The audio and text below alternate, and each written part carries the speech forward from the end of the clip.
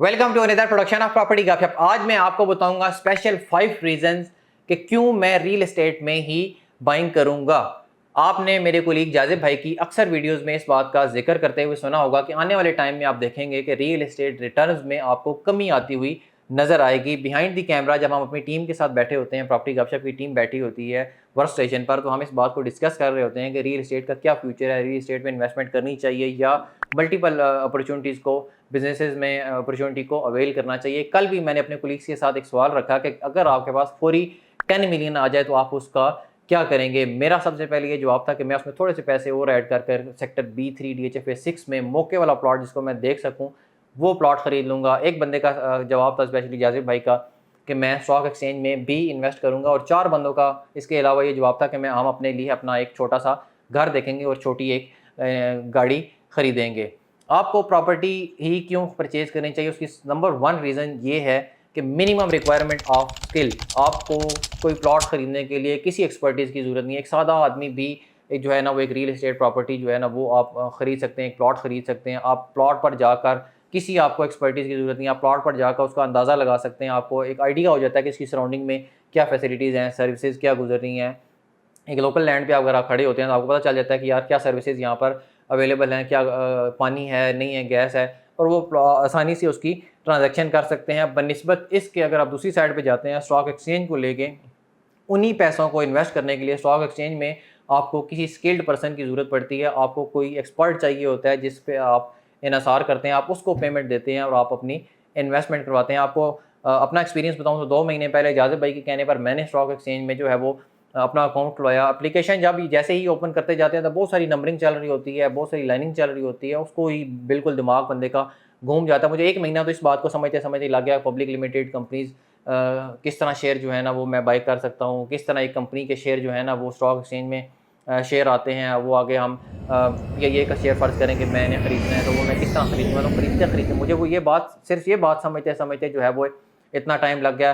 पैसे मेरे थोड़े से पैसे जो है ना वो मेरी एप्लीकेशन में पड़े हुए हैं, लेकिन मुझे ऐसा लगता है कि ये पैसे मेरे नहीं है, किसी टाइम भी कट जाएंगे, ख़त्म हो जाएंगे, मेरे अकाउंट से निकल गए हैं तो बस मेरे पैसे ख़त्म है। एक वैसे ही जो है ना मेरे पास उस हवाले से नॉलेज नहीं है, तो मेरे जहन में एक थोड़ा सा डर बैठा रहता है। इसकी निस्बत एक रियल एस्टेट में अगर मैं इन्वेस्टमेंट करता हूँ या ख़रीदता हूँ तो मुझे पता होता है कि यार ये मेरा 5 मरले का प्लॉट पड़ा हुआ है। मैं अपने किसी रिश्तेदार को जो है लेके जाकर वहाँ पर दिखा सकता हूँ कि यार ये मेरे पास ये प्लॉट है। नंबर 2 रीज़न जो है वो टेंजिबल एसेट। हम पाकिस्तानी लोगों का ये सोच है कि हमारे पास एक ऐसा एसेट होना चाहिए जिसको हम देख सकें, जिसको हमें पता हो कि यार ये चीज़ ये सामने खड़ी है, ये सामने प्लॉट है, ये सामने गाड़ी है, ये मेरा अपना ज़ाती प्लॉट है। बनिस्बत इसके कि स्टॉक एक्सचेंज में मैं किसी के जो है वो मेरे 500 शेयर पड़े हों, PIA के शेयर पड़े हों, या किसी भी कंपनी के जो है ना वो शेयर मैंने लेकर रखे हुए हैं। मैं किसी रिश्तेदार को भी दिखा सकता हूँ कि यार चलो आओ मैं आपको दिखाता हूँ, ये मैंने 1 कनाल का प्लॉट लिया, ये 5 मरले का प्लॉट लिया है, या मैंने कोई कमर्शियल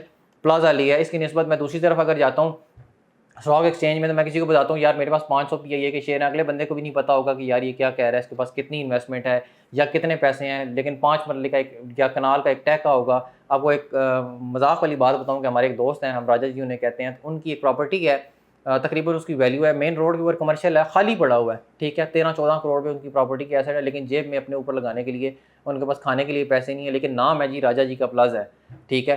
कई इस तरह के लोग ऐसे हैं जिनके पास प्रॉपर्टी होती है, उनके पास प्लॉट होते हैं, प्लाजे खाली पड़े होते हैं, ठीक है, कोई रेंटल इनकम नहीं आ रही होती, लेकिन एक नाम होता है कि यार बंदे के पास इतनी प्रॉपर्टी पड़ी हुई है। उसकी जेब में पैसे नहीं होंगे अपने अपने ऊपर लगाने के लिए, लेकिन प्रॉपर्टी एक ज़रूर लाजमी पड़ी हुई होगी। ये हम लोगों की एक सोच है, स्पेशली हम पंजाब वाले लोगों की। 1 मरले का प्लॉट होना चाहिए, 1 मरले का घर होना चाहिए, लेकिन हो अपना ज़ाती। हमने फ्लैट जो है ना वो अपार्टमेंट नहीं लेना, वो हवा में होता है। अक्सर हमने, जब मैं नया नया फील्ड में आया तो मैंने लोगों से सुना, जब मैंने वर्किंग शुरू की अपने लोकल लोगों के साथ, उन्होंने कहा जी वो तो हवा में होता है, अगर कोई अपार्टमेंट है तो वो तो हवा में होता है, हमने क्या करना उसका, हमें 3 मरले का प्लॉट ले दो, लेकिन प्लॉट होना चाहिए मौके पर। नंबर 3 रीज़न है कि हाई वॉलेटिलिटी। रियल एस्टेट में आपको बहुत कम वेरिएशन मिलती है। अगर सबसे जो है ना वो टाइम के साथ उसमें वेरिएशन आती है। सबसे जो बदतरीन पाकिस्तान की तारीख का साल बताऊँ 2023, जिसमें इस बात के ये रूमर्स चल पड़े थे कि खुदा न खास्ता पाकिस्तान डिफ़ॉल्ट की तरफ जा रहा है। उस टाइम पर एक प्रॉपर्टी DHFA 5 सेक्टर ओवरसीज़ के की 1 कनाल का रेजिडेंशियल प्लॉट जो है 3 करोड़ 25 से 30 लाख रुपए की उसकी वर्थ थी, वो प्लॉट उस टाइम पर 2,90,00,000 रुपए का बिका और उसकी कैलकुलेशन करके तकरीबन 12% उसकी जो है ना वो वैल्यू डिक्रीज़ हुई। और उस इसी तरह इसके बरक्स दूसरी तरफ अगर स्टॉक एक्सचेंज में चले जाते हैं तो इतनी वेरिएशन जो है ना वो तकरीबन 1 से 2% वेरिएशन आपकी डेली उसमें आती है। आपको इतने 1 से 2% स्टॉक एक्सचेंज में अप एंड डाउन की वजह से आपको नफ़ा भी हो सकता है, नुकसान भी हो सकता है और ये बिल्कुल मामूली बात होती है। जबकि अगर 5 से 7% की तरफ चले जाते हैं, आपको ठीक-ठाक जो है ना वो नुकसान उठाना पड़ सकता है, ठीक-ठाक आपको फ़ायदा भी हो सकता है। नंबर 4 रीज़न है कि ईज़ी इनहेरिटेंस। आपके पास अगर एक प्लॉट होता है, आपके पास एक सॉलिड एसेट है, आप अपने अपने जो बच्चे हैं उनको कहते हैं कि यार ये प्लॉट आपका है, बच्चों को आप तस्लीम कर देते हैं, कहते हैं कि यार ये प्लॉट आप लोगों का है।